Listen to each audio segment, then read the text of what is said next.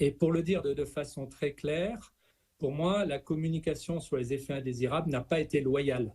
Et là, je reprends un terme de l'éthique en santé, c'est-à-dire qu'elle ne permettait pas un consentement libre et éclairé, comme l'exige le Code de la santé publique. Et cette communication était inadaptée, mais en réalité, elle ne pouvait être qu'inadaptée, car elle était au service d'une stratégie inadaptée.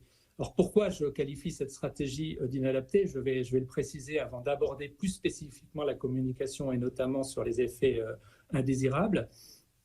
Pourquoi elle était inadaptée ? Car nous avons explicitement mis en œuvre en France une stratégie de masse, ça a été rappelé, visant une immunité collective, que l'on sait pourtant inaccessible par la vaccination, ou du moins par la vaccination seule. C'est en effet bien établi, ça a été rappelé à l'instant. Les vaccins, s'ils ralentissent, j'allais dire, la diffusion de l'infection, ne permettent pas de l'arrêter. Par contre, permettent surtout, et c'est leur principale qualité, de réduire la probabilité des formes graves.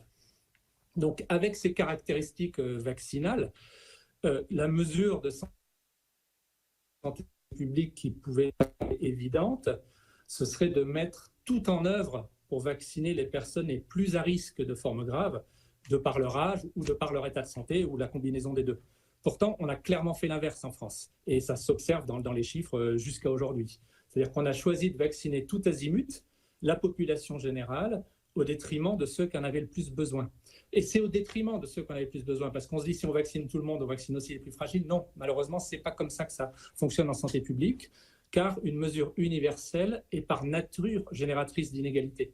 Car qui va s'emparer des modalités de vaccination, surtout telles qu'elles ont été mises en œuvre? Ce sont les plus jeunes et les plus favorisés. Et on l'observe très clairement dans les statistiques françaises, les personnes les plus âgées, les plus malades, les plus vulnérables socialement, les personnes atteintes d'un handicap ou d'une autre vulnérabilité sont encore aujourd'hui les moins vaccinées, alors qu'elles en ont le plus besoin.